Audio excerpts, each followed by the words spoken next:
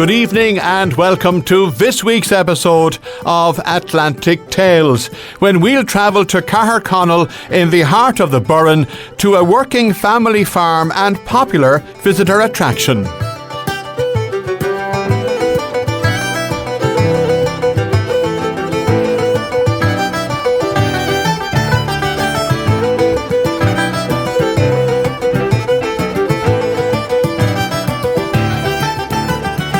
Caherconnell is a family-owned farm located in the heart of the Burren in North Clare. On the farm are 3 ring forts, the largest of which is over 1,000 years old and of particular archaeological importance. An ad hoc hospitality business began here 3 generations ago, with Mary Ann Davorens offering scones and tea to the people visiting the historic castle. Mary Ann's husband Martin was the farmer at Caherconnell in those days, keeping sheep and cattle as well as some dairy cows. Subsequently, the farm was taken over by Martin's son John, who now runs the operation. Caherconnell is also home to Clare's only sheepdog demonstration, which attracts hundreds of visitors every day. This happened almost accidentally, but has proven to be a great success. John Davorens was born and raised at Caherconnell. I'm here all my life, Pat. I grew up, I went to school in Caherconnell, that's the local village, and I went from there to St Mary's in Galway. And I spent 3 years in St Mary's up to my intercept. And I had a brother at home, he was farmer, and at that stage I was thinking of going to New Zealand. But anyway, he left, he didn't like it, he left. And when I had my inter done, I did 1 year going to Listonvarna, coming and going, because I was going to fairs and mats and milking cows and things like that. So after that I quit altogether, and I'm farming since. I farmed with my father then until he passed in 96. So we got married in 76, so we had our own business from there on. And I farmed away then until I had I got a bed back operation in 1985.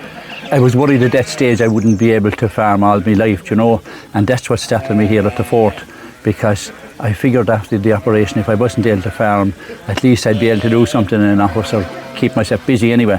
You know, when you're reared outside, you don't want to be not working. You have to be outside all the time, because that's the way I was reared. I was never in the house in my life, except I was sick 2 days in a row, you know. So I started then thinking of that in 85. After the operation, and I applied for planning permission here to get this started in 95, and it took till 2003 to get planning permission for what you're standing beside there. We fought it all the way. You know, there was regular objections. Lucas were the last ones to object. They objected because this was a couple of metres too near the fort. We had to go to court to win that one, and we went to court with them and we won it. And in 2003 we got opened, and we're still plugging away since. We do a little bit, we try and add a bit every winter and work away from there. Then for the sheep, we just fell into that by accident. Yeah, that depends on the people you meet, you know, along the way.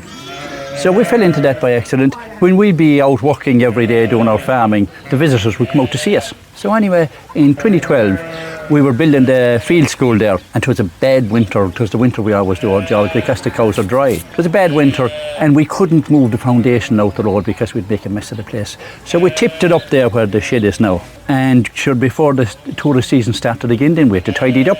So instead of moving it, we put a little wall around it, and at that time stuck up a tent in it. And the tent did the job. You see, I had the dogs anyway, so there was no problem with the dogs because we used the dogs for the farming. So I had the dogs, and we started away from 2012. But we never realised it would get as big as it did. You see, when you look at something every day, you don't realise what you're at. But people really enjoy it because I suppose it's live. So something goes wrong, it's going to go wrong in front of you. And you have the lambs and the sheep and the dogs, you know. So people take to it anyway, and so far so good. Love it. It's been growing every year, yeah. This is a very unique landscape, as we all know, but growing up in the Burren, you had to work hard on the farm because of the landscape too. Of course we had. That was one thing with my father. If there was 20 people in the place, he'd have a job for everybody. And you got out early in the morning, you milked your cows, you did what has to be done. And my father had a great interest in kind of winter's cattle. At that time, it was all cattle there was in the winterage. The suckling cows came after, but it was all cattle at that time. And he had rented a good bit of land, and his big thing He lived and died for the cattle. And we wintered the cattle, we outwintered the cattle and the winterage. And the customers came from the east, said the Brutons in Meath came. There was a Kylie from northern Dublin came. They came, they brought the cattle and they were all taken by truck off to the east coast after winterage. That's the way it worked. And we sold a certain amount of them again in September. But the winterage thing was the big thing. And that's where we were at all winter. When I started at home, that's what brought us to the marts and the fairs and all that. I suppose my first fairs were the earliest fairs anyway, and the earliest would start would be the 11th of February in Loughrea. The fair would start at 2 o'clock in the morning. People think they'd be getting up early to be over by the time people would be getting up nearly. You'd be moving out the road at 7 o'clock.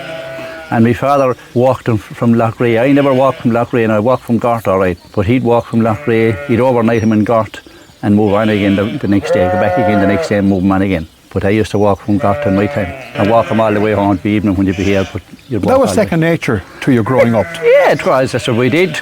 Actually, when you go back further than that, I walked the cattle for the priest. The priest in Cam, he used to have about 30 cattle. That's the way it worked when we were growing up, you see. A certain amount of people kept an animal, kept one of his bullocks for the winter, and some of them for the winter and the summer. So those cattle were bought by men down the road, and we were young lads going to school. There was no talk of insurance that time. So we'd gather those cattle for him. I spent a good few days on the road gathering and scattering his cattle. The cattle would be bought, said September. You'd scatter them out to all the different farmers that had winter them from one here, one there, maybe two in an odd place, but very few, be always ones. You'd scatter them out. Then in the springtime, a certain amount of cattle would have to be scattered again, because a man might winter him, he may not summer him. So you'd have to take his bullock that was in the winterage and move him on to the man that was going to summer him. So that would be done in the springtime, and then in the harvest, all the cattle would be gathered back again. He had a little bit of land there in Cairn. They'd be all gathered back in there again. We'd be in the road for nearly a week, gathering 2 or 3 of us. I had a good dog, Chip, at the time. He'd be with us. And we'd gather them back, and we'd spend nearly a week in the road. So it was great. We were out of school. So we did. That was the start of my farming. You see, I was used to farming anyway, so I was handy with the cattle, and that's, I suppose, I got the job. And you prefer to be up in the barren landscape of the Burren, climbing walls and crossing fields, than being in the classroom? Oh, I certainly would. The classroom, it never appealed to me much. I had great interest in figures, good at the maths, everything like that, but the rest of it never appealed to me. I put up with it and I did it. I did what I had to do. That was one of the things around here, when you were told to do something, you did it. But it was against the grain, really. I did it. I was damn glad the day I folded up shop and started farming full time. It seemed like it was, as I say, second nature, but maybe a bit of a tough life. Was it a difficult life? Look, I suppose if you like something, you don't know it's that difficult. You work hard, surely, you work long hours. But if you look at day like today, the sun is shining, you kind of forget all the tough times behind you. But on the other side of it, you will hit the highs and the lows. But when you breed or milk a cow or breed an animal, you're all the time trying to improve production. We were trying to improve production. We were trying to increase the size of the farm. You were always pushing on. So the odd hig you got along the way, you just parked it and moved on again. Because I have a neighbour, and he says, look, if you have livestock, you'll have dead stock. And so if you get a hig in the morning, you get out and something is dead, there's no point in worrying about it. You just keep going and get another one. You just don't look back. We'd be too busy anyway to be bothered about yesterday. Tomorrow's the day we need to get back, you know. But as young fellas growing up, did you have time off? Did you have a chance to go to the beach or play football, or was it all farm work? Oh no, we played football all right. The beach not too much maybe. But the football, you see, football was grand. At that time it was all Sunday, and I was interested in the football. I played at every grade. When I played under 14, I played 16, 18, 21 in junior football, all in the 1 year. Something that we wouldn't be let play today as an under 14. And into that, I played illegal for Kilfenora with Johnny Keane. It's all coming out now. As well as that. But yeah, I was interested in the football. But you see, the football was grand. At that time, it was on the Sunday. And the training was at the evening. And one thing, we were out early in the morning, but when the evening came, you had time to go to play ball again if you wanted to train or anything like that. You just got out early, get what you had to do done, and you'd be ready in the evening. because we were interested in the. So it's the only thing that was here, like, and you know, as a farmer, especially if you weren't to join the local club, you might as well be in the monks. You wouldn't see anybody, you know, because you were every day. Say those times, I was never home in the middle of the day. I took off in the morning, you'd go out on whatever you be at. You wouldn't see home again till evening. It doesn't matter what the weather was. Did you ever think, though, John, all those years ago, that you would have what is called a tourism product on your home farm here in Caherconnell? No, I did not. I did not. Not till I got injured. That's what started me thinking there. We could see the road was reasonably busy. The dolmen up above us was, you know, there was people in and out of it at that time. The only thing that was for nothing was free. That could be a plus or a minus, you know, to compete with that. But the fort, we had the stone fort, you see, and it was always kind of interested in the stone fort anyway. And my father kind of taught us that way. If a stone fell off the fort, you were always told to put it back. You wouldn't be put it back up on the wall beside it. You put it back on the fort. And if you look at it, like, there's a lovely building that is really nice shape, curved, and a lovely batter that's to lean in because it's a dry stone wall. There was something, we were always building walls, so there was something about that stone wall that kind of caught us. As well as that, people that built that, you see, they had nothing. If you had built that today, trust people would knock you down with gear. There'd be machines and diggers and tractors, what wouldn't be wrong. They had nothing. And they built that, and look at the shape and the curve that they put in it. It was a perfect shape, perfect curve. So when you look back at them lads, they had something to offer like you couldn't do today. You wouldn't get planning permission for it. So as young fellas, you appreciated the hard work that went into building this. But did you appreciate the history behind it? No, history was an issue. History was an issue. We didn't appreciate the history because history wasn't there much. That's why when we started here, we had to get the archaeological dig going, you see. When we started up, we had very little history, only kind of theory. So when we were 2 or 3 years in, we started in, 2003. We walked away then, and I was watching to get a bit of history done in it, you see. I met Paul Gosling early on, and he gave us enough to get us started, you know, the history that they had of the general forts of the area and all that. And that was enough to get us going. But it wasn't enough to keep us going. You know, you have to generate new stuff to be able to grow the business. So I was watching to get the archaeology going so as we could dig the history out of the ground. So I was doing a bit of work on the farm, and I had to get an archaeological dig in, I think it was 2007, 2007. I was doing a bit of work on the farm. So I looked in there, whether we want to look, I suppose, on the phone, see the nearest archaeologist to meet, see whether they get him as cheap as I could and get it done. Graham Hull turned up. He was from T-Bass. He did the bypass there in Limerick, or the Innis Limerick bypass. He turned up in a motorbike, and he looked at the place. Sure, I had a shed built beside what I was building, so the place was all turned up before. There was no archaeology there. Another one of those big notions that somebody had archaeological survey. So Graham seemed sound. I said, Graham, do you know what you'll do that? He said, that's Graham, shouldn't it all turn up before? I said, come up, we'll have a cup of coffee. And I brought him up into the centre there, and I sat him down for a while, and I was talking to him. And he seemed all right, and I said, this might maybe my chance. I said, would you be interested? I said, I want to get an archaeology dig done on the fort. Would you be interested in give us a hand? And God, it clicked. It clicked with Graham anyway. And he had links to Michelle Comer in the university in Galway. And the two of them came together.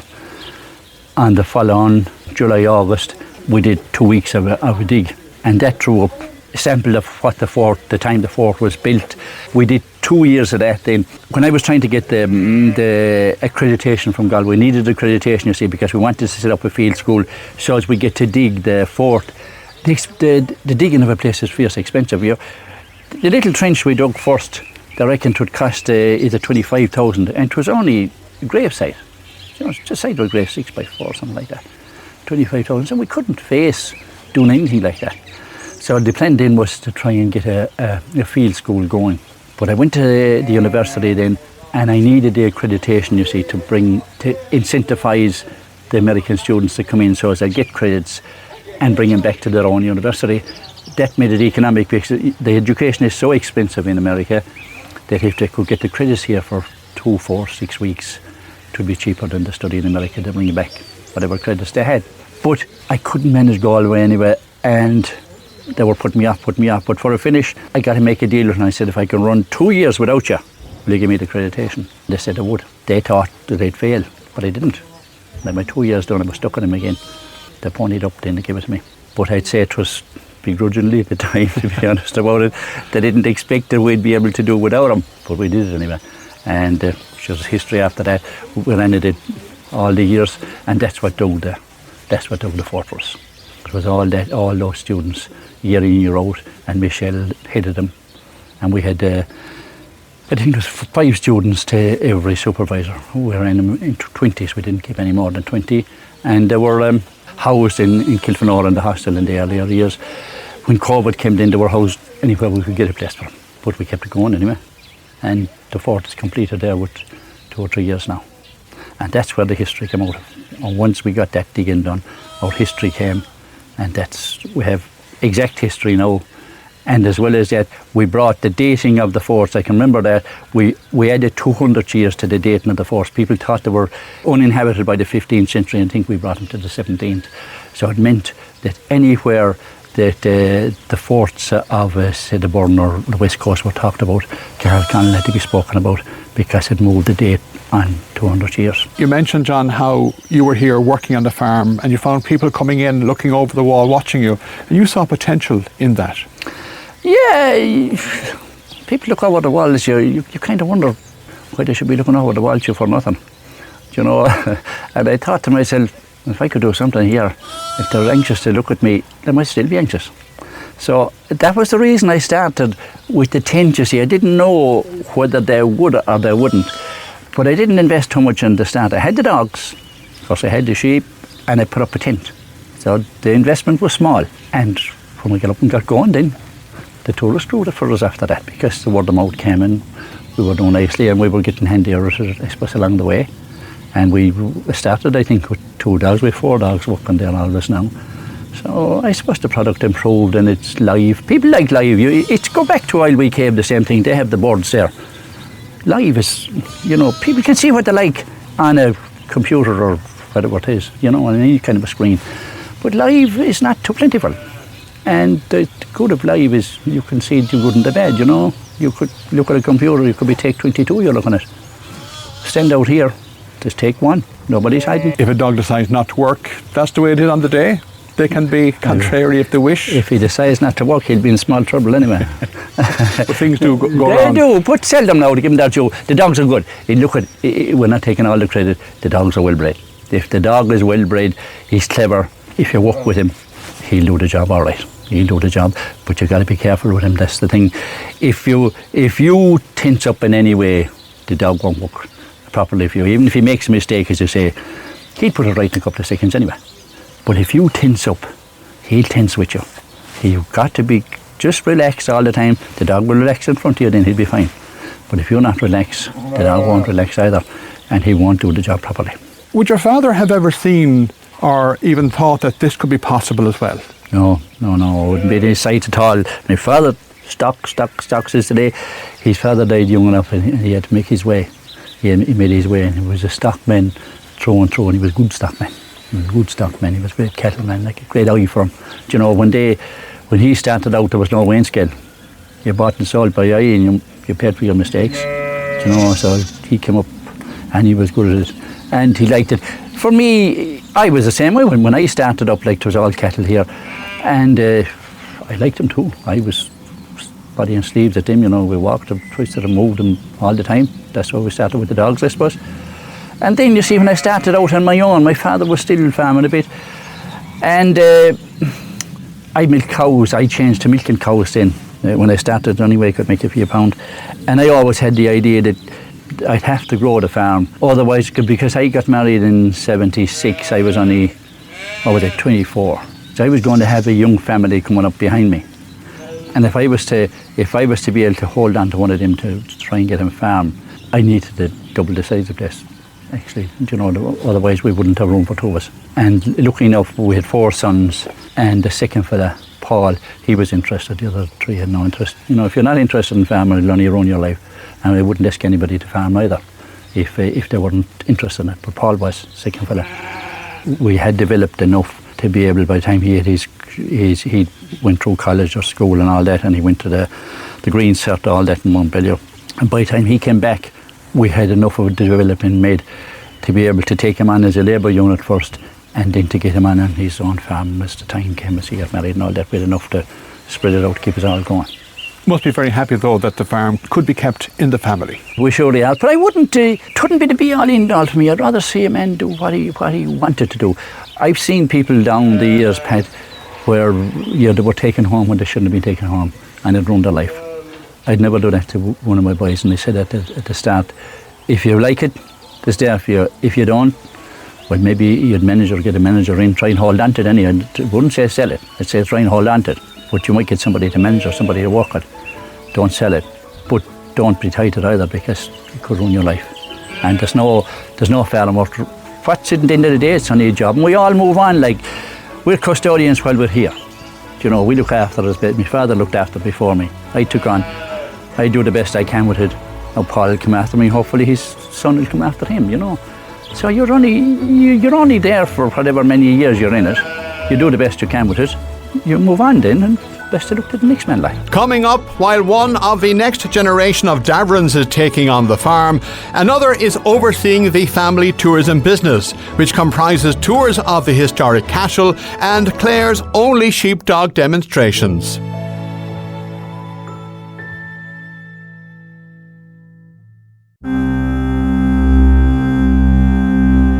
Welcome back to Atlantic Tales.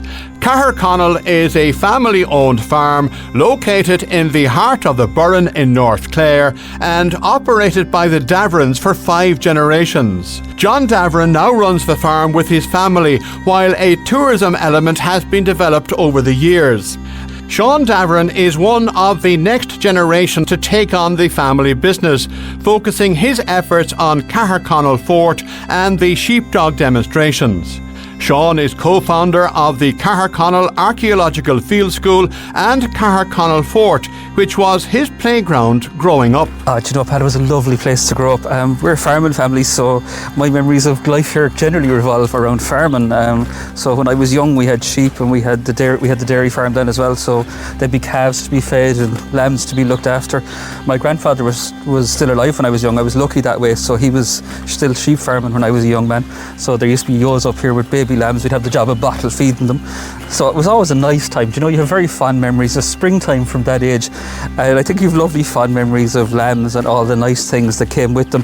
The funny thing was always we'd get the job of bottle feeding lambs past through February and March, and then around Easter they'd just vanish, and we never thought where they'd gone. So we used to do the dairy farming as well. So you'd often get the job of milking, or you get the job of feeding calves. And I think it keeps you kind of grounded. You know, you're close to your home place, and you get this nice feeling of kind of livestock coming up. So that time he'd keep the heifers on. So you'd see calves that you'd bucket feed, and a couple of years' time there'd be cows that had calves of their own. So you'd kind of see the farm moving along. I suppose the sad thing for us as a farming family was we got brucellosis in the 90s, so all those cows had to go at that time.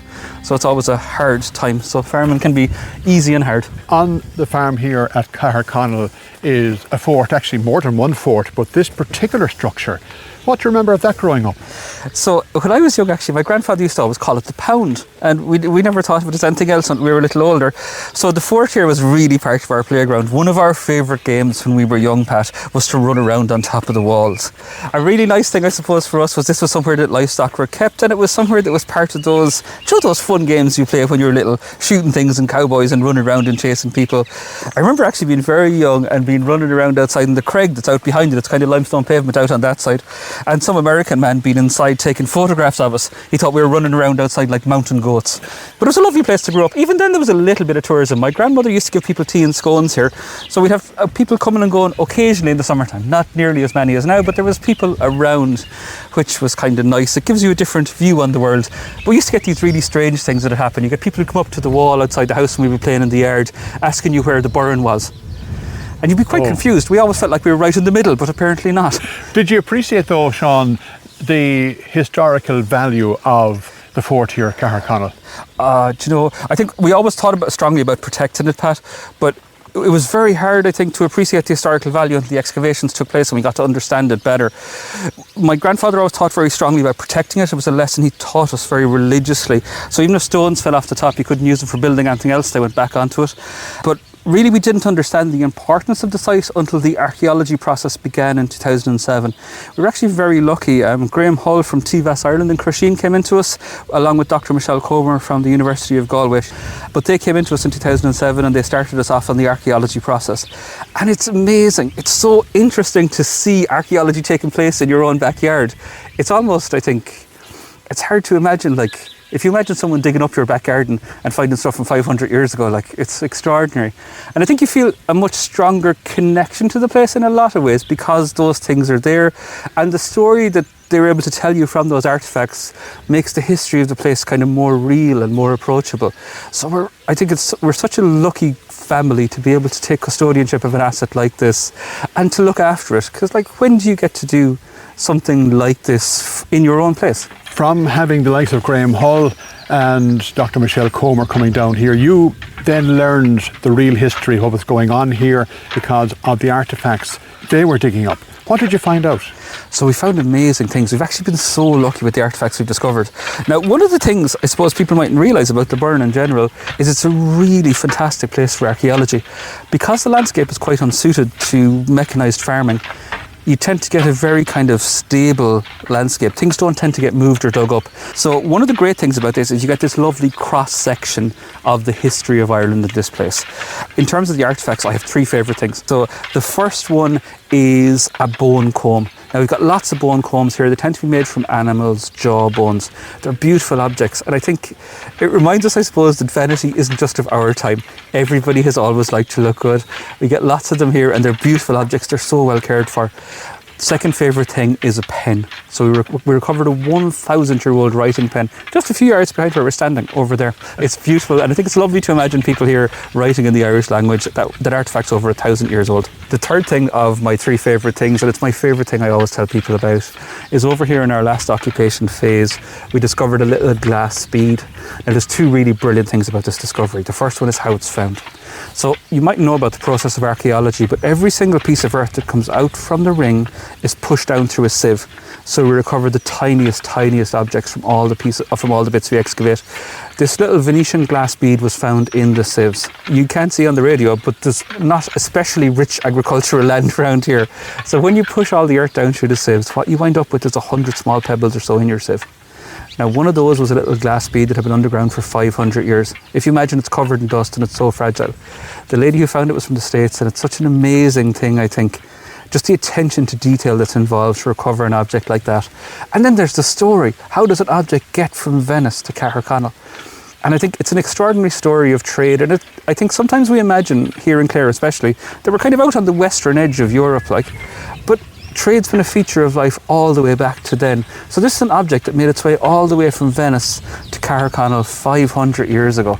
I think it gives us this sense of being part of a bigger something as well as a local something, which is a lovely kind of way to think about it, I think. When did the family decide that the public should see the fort at Caherconnell? When did you decide to open it up to the public? Oh, that's a great question. So one of our family values has always been this idea of custodianship. So we're a multi-generational farming family here. We've been farming here for over 5 generations. And as a family, we think very strongly about this idea of protecting the assets our ancestors handed on to us, giving them a bit of a polish and handing them on to the next crew to do whatever their thing is. So one of the things we grew concerned about through the 90s was damage to the fort. We started to suffer from a little bit of vandalism. So that was a big concern for us. So we closed it down for a couple of years and we actually attempted to give it to the Irish government. But they were having none of it, so that didn't work. So at that point we thought, well, we're going to have to do something for ourselves. So our initial plan was to open it up to the public, and we hoped that we'd get enough people in that it'd be self-sustaining, that we'd just be able to pay someone to be here to look after it. That was the scale of our ambition initially. So we opened up in 2003. Now we had a real struggle to get planning permission. So we had to go all the way to An Bord Pleanála to get planning permission to have a visitor centre here. So we opened up in 2003, and actually it was much more successful than we initially imagined. An awful lot more people came to see us, and people were much more interested than we expected. And that led to us kind of expanding in 2006 and starting to think differently about ourselves as a family as well, because we'd always thought of ourselves as very much a farming family, and now the second pillar kind of start to turn up under the table, you know. So there's a bit more tourism in the mix now, and I suppose we've been very lucky with all the people we've collaborated on all along. We collaborated with Paul Gosling at GMIT at the start, with Michelle and Graham in 2007. We collaborated with people at University of Limerick in 2010. So we've been collaborating all along with people to attempt to kind of develop the tourism product here. And I think we do think very strongly about this idea of sharing our history and sharing our lived experience with the people who come to see us as well. So our Fort product kind of developed organically over that 6 or 7 years. And then in 2012, we kind of changed tack a tiny bit. So one of the things we discovered in that period, kind of 9, 10, 11, I don't know about you, but we had a lot more time than we anticipated in some of those years. So we started to notice people were spending more time with their backs to the fort, looking out onto the field at people doing kind of sheep farming and sheep things. And we thought, well, wouldn't it be nice to kind of give them a better quality experience of that? So we added the sheepdog shows in 2012. I always remember our first day doing that. We just had a little gravel platform up there. And my dad did it. He's a gifted sheepdog trainer and has been. But I think he never thought anybody would come to see him whistling at dogs. Yeah. So I think he's been proven wrong since, but I remember the first day he was really like, nobody's going to come and see this, why would they? But people love it. It's really nice, and I think it's a nice piece of continuity for us. My grandfather was a sheep farmer. We kept sheep when I was young. It's lovely to see them back around the place, and I think now it's amazing to see Aaron starting to take on and be like the next generation of sheep people here. So I think it's lovely that skill is kept alive. Upland sheep farming is a UNESCO protected skill, and this is one of the last places that it's done. So it's really nice to see it kind of continuing along into a next generation. Sally, wait me, Sally, wait me, Sally, wait me, out, Sally, wait me, way out, Sally, wait, out, Sally, wait me, way out, Sally, wait, out, Sally, wait me, way out, Sally, wait, out, Sally, sit down there and stay. Sally, stop moving and sit down. Sally, we can see you moving. We've been very lucky with the sheep product. I think people enjoy it a lot more than we guessed. When you're raised on a sheep farm, I think you often don't appreciate the joy people get from sheep. You remember more of the other aspects of sheep ownership. So I think we're very lucky that people come and enjoy. It's lambing season now. You probably heard some lambs earlier. And you see so many people who come in, and it's almost impossible to tell you how much joy people take from holding a baby lamb. It's just amazing. Now, they are lovely. It's so rewarding, I think, to see the joy people get. And it's nice to get people back in touch as well with the kind of agricultural roots of life. You know, people have got separated from the way from animal husbandry, from the food chain, from all those things. And one of the things this does is it gives you a sense of the reality of animal ownership. So people are up here holding baby lambs on wet days as well as the lovely sunny day you have today. So they get a sense of kind of the realities of that. I guess for us, one of the things that we really love about it as a family is that sense of joy. So if you're here on the weekends now, you'll see kids come in and they're just so happy when they've met a baby lamb. They're so happy to go out there and pet Rose or pet one of the dogs. And I think there's very few things in life you can do where everybody comes into you happy and they go out happier still. So in a lot of ways, it's the greatest job in the world. You have the tourism product in the fort, the sheepdog demonstrations, you have your cafe as well, but education is a big part of what you're doing here, and you have your own archaeological field school. We do. We've been running an archaeology field school in conjunction with the National University of Ireland for a number of years. So Dr. Comer, we talked about earlier, has been the Director of Archaeology here for a few years. She's become head of school in Galway now, so our archaeology programme is a little bit up in the air for the next year or two. Accommodation is also quite scarce around here, which is making that tricky. But I think we're hoping to get back into archaeology probably next year or 27 at worst. With a bit of luck, we'll be able to kind of bring people back, because it's amazing to see, like the kids who come to us are 19, 20, it's their first ever archaeology dig. So they've no experience, this is their first piece of field work. And to see people kind of digging away, and next thing they pull out a glass bead that's 500 years old, or a piece of bone that's 1,000 maybe. There's something extraordinary about that moment, and even if you're not there at that moment, you can see them lit up when they come back into the cafe at lunchtime or back into the shop. They're so delighted, and I think for us, we'd love to be able to continue developing our understanding of the story of this place. You were saying earlier we have 3 forts here, so we've excavated about 80% of this one, and that's as much as we'll do. The remaining 20% will be left now, and it'll be left for at least a century in case there's any significant advancement in the technology of archaeology. We have 2 other structures on this side, so we have a square fort that's partially excavated down in the valley, and we have a secondary structure to this one that's just over there. We've done about 1/3 of that one now, and that'll be the next part of the project once we get back to to dig in there. So we're hoping to get back to that in the next couple of years. It seems like a particularly interesting structure, so there'll be great excitement in it. We haven't found any evidence of habitation so far, but we do have great evidence of metalworking and that kind of thing. So it might have been a manufacturing or a trading site. But one of the fun things about archaeology, I think, is you never know quite what you're going to find until you start digging holes in the ground. And the second thing for us as people who look after a historical site is it makes our historical site different every year. This is one of the few places you can come to where the history changes every season because we learn more about the site. And even for us now, we're still going through the artefact stuff, so there's more stuff coming out each year. We have somebody publishing a PhD on the bone trove from here at the moment. Being part of the Burren and Cliffs of Moher UNESCO Global Geopark, has that made a difference to the business? Yes, it has. I was just talking to a group who are here to talk to us as part of that today. The UNESCO Global Geopark, I think, has given us this network. That's particularly important for me because I was kind of a late entrant to the running of the thing. I used to do back office work, but I didn't do as much front of house until 2020. I've always had a gifted sense of timing. So I got into tourism at the start of 2020. The Geopark gives us two things. It gives us a network of local business people who share our kind of goals and our aim to have a sustainable rural tourism community here. And it also gives us a network of people to talk to. So do you know those days when you're like, I don't know what I'm going to do about this? There's someone you can call. One of the things we believe strongly in is giving back, and it gives us a space where we can go, look, we participate in this. We're out there trying to make our community more sustainable. We're out there trying to create employment. We're out there trying to support other local businesses. So one of our favourite tools from the Geopark is the map. The map's on our counters, you'll see it when you're in there, and it goes with my favourite question that we ask here. So before you leave, we always ask, what are you planning to do next? And the map lets us encourage you to visit other sites within the Geopark, and it lets us as members of the Geopark kind of foster this idea of there's more to see here. When we go on the road, we bring those maps with us. We'll be telling people this is stuff that you can do in North Clare as a whole, because ultimately nobody comes just to see us.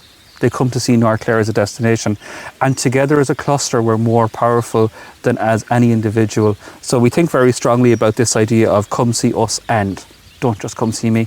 I'm fun and all, but don't just come see me. So you're all working at the network. You might send someone to Islwee, or Islwee might send someone to you. Talking about Islwee, there's a very strong connection between Caherconnell, the farm here in Caherconnell, and Islwee going back several decades that many people might know about. There is. So actually we're very lucky. My dad's always been a dairy farmer here. Roger Johnson from the Johnson family, who started at Islwee, actually lived over here at the end of the valley, and he came to my dad in the mid-80s with this idea of making cheese. It was kind of very unexpected at the time. It was very out of left field, but my dad's always been quite courageous about trying new things, and so the two of them worked together. Now you might remember, but milk quota was a factor then, so there was actually quite a complex process. They had to apply to the Department of Agriculture to get milk quota for this purpose, and there was a lot of kind of organising in it.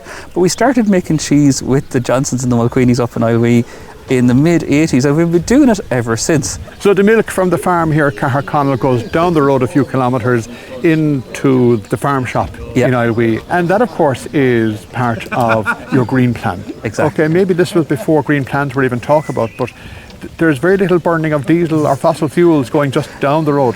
No, there isn't. And actually when we started, the whey used to come back and we used to feed it to the calves here, so there was no byproducts either.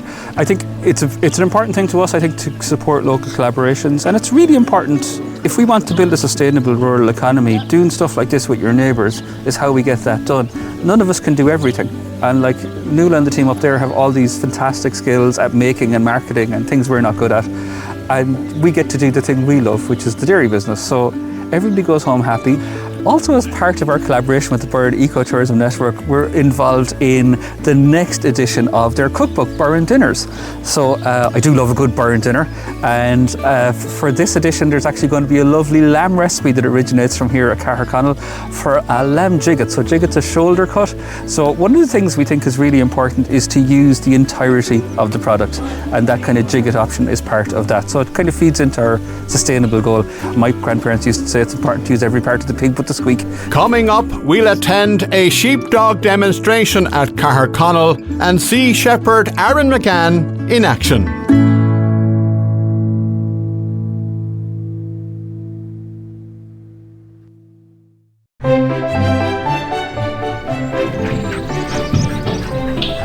Now guys, can everyone hear me? You guys up top here, you're okay? Same for you there below. Okay, so my name's Aaron. I'm one of the shepherds here at Caherconnell. You're all very welcome here today. I have 4 dogs to show you guys. So they're all 4 purebred border collies. Welcome back to Atlantic Tales. The Davorens family has farmed at Caherconnell for 5 generations, using traditional methods following in the steps of their ancestors. Their livestock spend the winters upland in the Burren hills, grazing on nutritious grasslands in a unique practice known as winterage. In summer, they return to the fertile lowlands. Upland sheep farming is also a UNESCO protected skill practiced in very few places. Aaron McGann is one of the shepherds at Caherconnell and shares the sheepdog demonstration duties with John Davorens. He's from Bellharbour, where his family are suckler farmers, while Aaron has sheep himself and his own sheepdogs. He first visited Caherconnell while he was still in secondary school. So I'll be 4 years coming in September. I came here in TY when I was in secondary school. I came here with it was supposed to be for an odd Friday, but it turned out we were coming nearly every day bar the Friday. And then it took off from there, and I'm here ever since. I'm working with the dogs there with myself and John, doing the demonstrations and things like that, showing the public how we work the dogs and what we do with the dogs and how we train them, and showing them just different stages of the dog's life and what they're like and how they work and stuff. How can you train for that, or do you train for that? You know as much knowledge as you can, and you're just, you pick up questions every day that people will be asking you, and you just have to express that and show them what you do and how you do it. You're just showing them what you do and how you do it in a daily. People would ask me there this morning about pregnancy scanning the sheep. They never see that. They never knew that was even a thing, and how vital it is for us to, prep the ewes before lambing and things like that. It's nothing really you can train for it. You just have to get better at it. You have to move up every day. You're getting better and better at it, and you're picking up more things that people will be asking you, and you have to make a bit of fun out of it as well, because the dogs will not go to plan every single day, and you just have to make a bit of fun out of it. Do you remember getting up the first time in front of an audience, in front of a group of visitors? Yeah, I do, of course. I remember myself and John was behind me, and I did stutter a good few times, and John was there and he took over. That was the first one, and after that then done the second one. It went pretty well after that, and then from then on it took off. So I remember the first day I was doing it, I thought it was going to be the hardest things I ever done. I never figured it out, and now you don't pass the remarking it now anymore. You get up there and you pretend the people aren't there behind you, and you just walk away, so you have no choice but You tell the story of the sheep, of course. You tell people about the sheep. A lot of lambs here in front of us as well today, and you tell the story of the dogs. 4 dogs here. Tell us about the dogs. So we work 4 dogs. We have Sally first. Sally is coming 3. We have Jill is 4.5. We have Rose then as well. Rose is 10. She's the golden child, as I've said a good few times. And then we have Lynn. Lynn is the elderly dog. She's 15. So Lynn is basically retired. So you go from the stages where Sally is, she's finished her training, but she's still training at the same time. You've Jill, she's a good experienced dog. And then you've Rose, she's kind of going out of her prime now. She's going elderly. You have the likes of Lynn there, which is a retired dog. So you have 4 stages of a dog's life and what they're like and how they work. And you just show the people what they're like as well. You have to have a rapport, a relationship with the dogs. Is that easy or hard to foster? It is. When you first come here, the dogs do not know who you are. They think you're just another person coming to look at them. You have to build up a relationship with the dog, or the dog will not work for you. It'll take a bit of time. Sally was with me when I was here. She was a young pup at the time, and I was working her when she was only a baby. So we do have a good relationship with her. As for the other dogs, it took them a while to build a relationship to me, to get them to work, and which they done, and they adapted to it pretty well. So you have to nearly become the dog's best friend to get them to work, pretty much.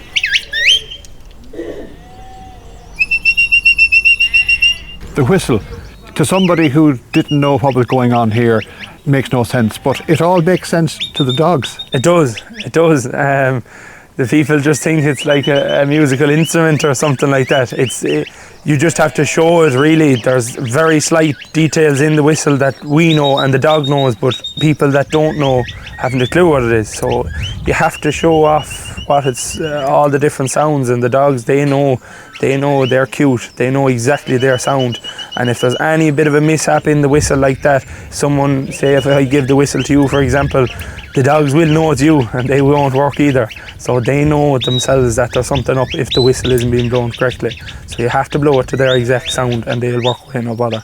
Different whistles, different vocal commands as well. How do you memorise, how do you keep all of that up here in the head? Yeah, it was daunting the first stage, you're going to say, how will we remember all this? But look, you'll do one dog at a time and you'll figure it all out. It's just like playing the piano, as I say. If you blow the wrong note or you press the wrong key, your song has gone all scataway. So you have to make sure every whistle is right for the dog. And look, you'll remember them, you'll figure it out.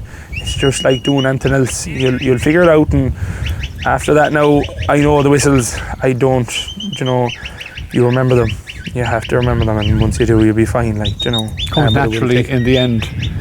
Do people realise, though, Aaron, that this is, while it's a demonstration, it's not really a show? This is actually work. This is actual work that dogs do on a farm with sheep. So it's not just for show. No, this is a working farm. You can see there's ewes here beside us here now, and they are lambing. They are on the farm as well. We just pick out a few ewes and we bring them here and let them lamb away, show the people what it's like, baby lambs being born, things like that. So this isn't just for show, it's an actual working farm as well. People are good to ask questions. You had 2 shows this morning and 2 great crowds, and they were asking questions, they were interactive, they loved it. You encourage people to ask questions. I do, of course. I like when you ask, you're just kind of get the crowd to interact with you more, and just you have them on a high, you get them looking at what the dogs are doing and what they're not doing. And look, it's great for people. Some people you can see there, they'll be shy. You could see people, maybe a boyfriend or girlfriend, she'd be nearly nudging her boyfriend to ask her the question for her. And you just ask them, and once one person starts off a question, other people will follow and they will get more and more into it, and that's how you interact with the crowd, to get them more into your level of what you're saying, and they will figure it out and they will pick it up, and you're showing them exactly what we're doing. Things can go wrong. The dogs, can they be in bad form on a given day? They can. It's just like yourself. They can have a bad day too. And the less the better, but every one of them do have an off day, and you just let that day go by. The dogs will have an off day and there's nothing you can do about it. You just set them to one side and get another dog to do that work for them. Give them a bit of a break. They're having a bad day, you have a bad day too, I have bad days, everyone has one. So you just need to let it go by, and they'll be as good as ever then again tomorrow. The demonstration then, it starts off, you give a talk, you're introducing yourself and you're meeting people, and the sheep are way down the field. And eventually you send the dogs out. Their job is to corral the sheep, bring them back to a certain location. How long does that take? Look at the whole show entirely, it'll take about 40-45 minutes. Between talk and the whole lot, and sometimes I get sidetracked talking to people, and that could take nearly an hour, and with the baby lambs especially this time of the year it takes a bit longer. But look, you'll start off first, you'll introduce the dogs, then you'll work your dog out the field. Jill is who I used this morning twice, could be Sally or could be Rose as well. Work them out the field, we put the sheep exactly out through the fences there. It's just like a competition. It's just like one of the sheepdog competitions. You put the sheep out through the gates, try and get them as good as you can, keep the sheep nice and tight going out through gates, and hopefully they will guide them all throughout. Back in then into your circle of stones then, and we do a voice commands, show the people, we talk to them how we train the dogs to the voice before they're trained to the whistle first, and then we do a voice command around the circle around the sheep, away to me, come by. We stop them then we do our whistle sounds, we do our left and right with the whistles, and then we stop them, and then we get the 2 dogs going at the one time, and then we do the 4 all together, and then we do a little divide, which the people like the most. It's probably the most challenging thing out there to get the dogs to do, and you're doing it by themselves, and the people, when it goes all to plan, some days it mightn't, but when it does go all to plan, it's good, people like it. You get the odd challenging one too that will ask you to pick out a certain sheep, and when you do it, you're just showing off how good the dogs can be, and the people do really like that. With that, farmers decide when to let off the ram with their ladies. Before they do that, they get the ram, they paint his chest with a kind of an oily, greasy type of a paint. When the ram goes along and does that on the ladies, he's going to rub it off. Okay? So we'll know which sheep have been and which sheep haven't been. So It's a busier time of the year because you have the lambs and everybody wants their photograph taken with a lamb. Yeah, definitely. Everyone wants to hold a baby lamb and things like that. There's an odd triplet there as well that needs a bottle feeding, and you know, there's people coming here and they might never ever get to hold a lamb or touch a lamb in their life before, and to give them that sense of holding a lamb and new birth and things like that, it's good. You know, it is nice to see. Some people, they just never get to touch sheep or touch any sort of a farm animal or any animal in particular, and you're just showing them what it's like out in a farm, a real working farm. You also tell the story of the sheep and the colours on their backs and why the colours are there, and you have to tell that story in a sensitive way because there are young people there. But baby lambs have to come from somewhere. They have to come from somewhere, yeah. They're not going to come from the stork from the sky anyways, definitely not. So you have to show it, and the ram is there himself, and you show them what you do with the colours and how it works and the cycle going around. If we don't have our lambs, we won't have any money, so it's as simple as that. We have to show the people what the colours, because often people come and before the even show starts, they ask you what are the colours on the sheep for. So we show them out exactly what it's for in a humorous type of way, really. So you have, the ram will have a colour on his chest. On his chest, yeah. If that colour appears on the back of a ewe, you know that they have been friendly. They have, yeah. But you have to tell it in a certain way. They've done the business and that's it, you know. And you like seeing it being done, because you know your ram is working and you know your ewes are in good nick as well. They're coming into season. So yeah, it is important. It is important for us to know that both are doing their job. Where do you find time for this and for working on your own farm with your own dogs and your own sheep? Yeah, look at it. It's great. You know, farming is mighty, but it can be, you know, you need to get out and you need to see people as well. So this here coming out, you're meeting people from everywhere. You're meeting every people from anywhere. You're getting to talk to them. You're getting to know their side of the story as well as their own. So you just make time in the middle of the day. You get up early. You do your own jobs. You get on with it. You're here then in the morning. Then you're here till about 3 or 4 o'clock. And then you go back to doing your own stuff. So it's great to come out and talk to people, meet people and things like that. That has to be done too, that side of things. Come by, Sally, come by now, Sally. Sally, come by now, Sally. Sit down, Sally, and stay. Sally, sit down. Sally, will you sit down? Rose, come by.